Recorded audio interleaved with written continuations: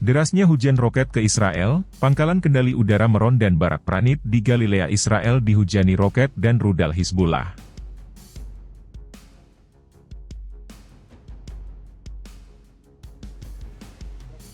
الشهيدة العزيزة سميرة أيوب وحفيداتها الثلاث، والذي ردت عليه المقاومة الإسلامية بسرعة وبدون تردد.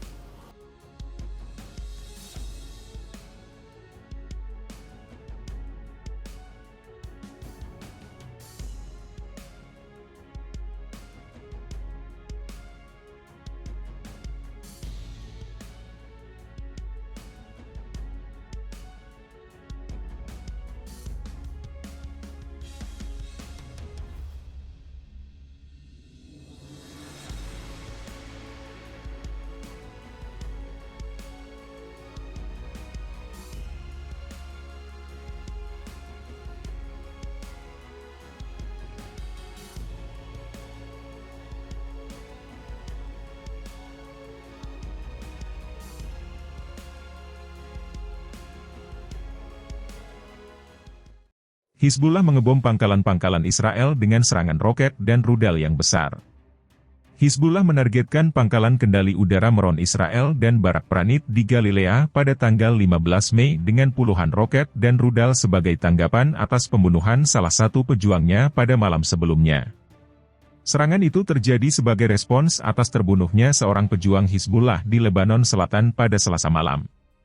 Menanggapi pembunuhan yang dilakukan musuh Israel di selatan, pada Rabu, 15 Mei 2024, Mujahidin Perlawanan Islam menyerang markas unit kendali udara di Pangkalan Meron dengan puluhan roket Katyusha, senjata berat, roket, dan peluru artileri, mengenai peralatan lama dan baru, sebagian dari mereka telah dinonaktifkan sepenuhnya, kata Hizbullah.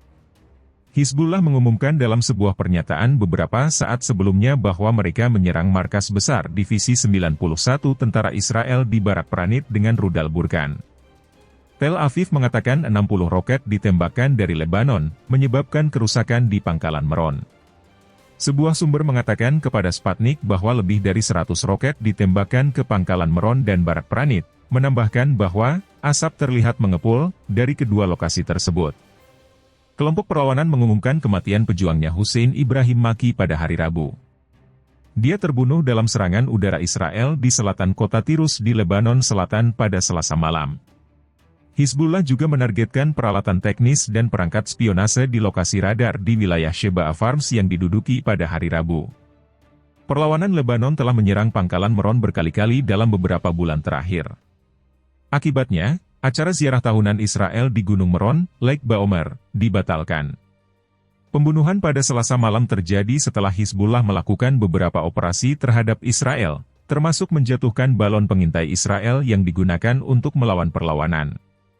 Hizbullah telah menyerang situs militer Israel setiap hari sejak 8 Oktober sebagai solidaritas terhadap Gaza dan mendukung perlawanan Palestina.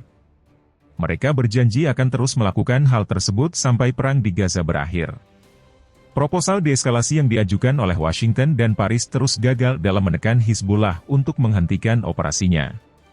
Tujuan pertama dan terpenting dari Front Lebanon adalah berkontribusi dalam menekan Israel agar menghentikan perang di Gaza, kata pemimpin Hizbullah Hasan Nasrallah dalam pidatonya pada 13 Mei. Hizbullah luncurkan 100 roket lebih. Hizbullah Lebanon meluncurkan lebih dari 100 roket dalam serangan gabungan ke Israel Utara. Pukulan utama menimpa markas besar unit kendali udara Israel di Pangkalan Meron, puluhan roket Katyusha, rudal berat dan anti-tank, menurut Hizbullah, menghantam peralatan pangkalan sebelumnya dan yang baru, dan beberapa bagiannya hancur.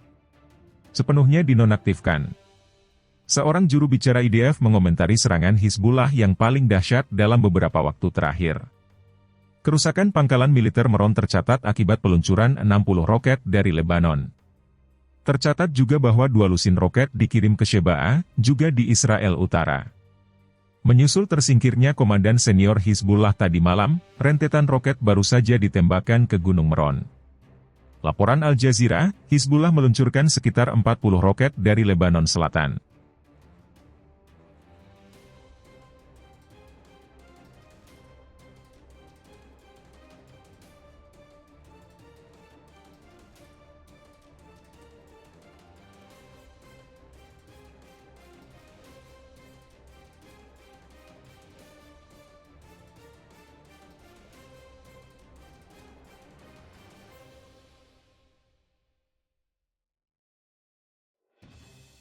Sekretaris Jenderal Hizbullah Lebanon Hassan Nasrallah mengatakan sekitar 1.500 tentara Israel telah terbunuh dalam perang melawan Hizbullah itu sendiri.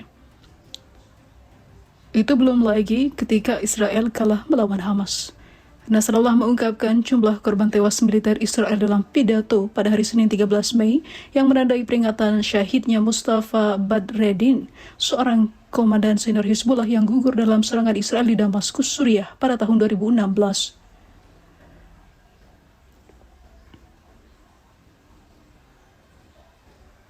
Rezim Israel memiliki kebijakan merahasiakan jumlah sebenarnya dari tentara yang tewas atau terluka dalam perang di Gaza serta mereka yang tewas dalam serangan rudal dan drone dari Hizbullah karena mereka malu jika tentaranya sebenarnya telah ribuan yang tewas.